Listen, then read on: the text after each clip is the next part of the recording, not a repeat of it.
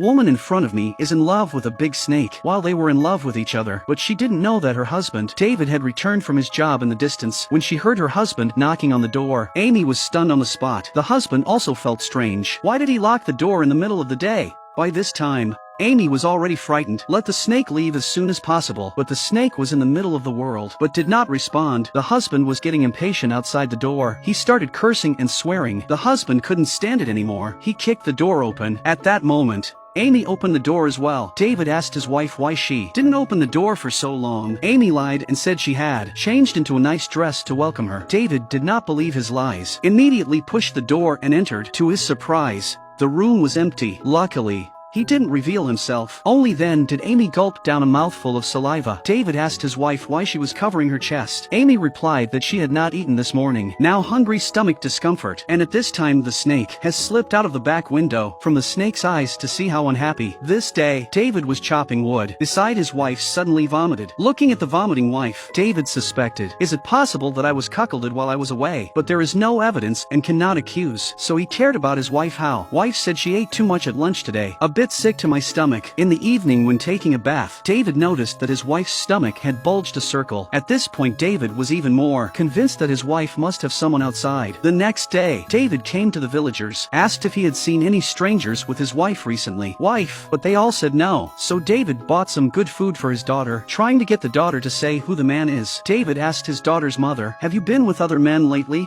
The daughter thought for a while and said no, but the daughter said that her mother sleeps with a big snake at night. David heard that he could not believe it, but the daughter would not say this for no reason. So the next day David told his wife that he went out hunting, said he would not come back at night. At night, Amy could not stand the loneliness, secretly met with the snake in the yard, not knowing that the scene was being watched by David, who was hiding behind him. Behind the scenes, David raised his machete. He was ready to kill the snake couple.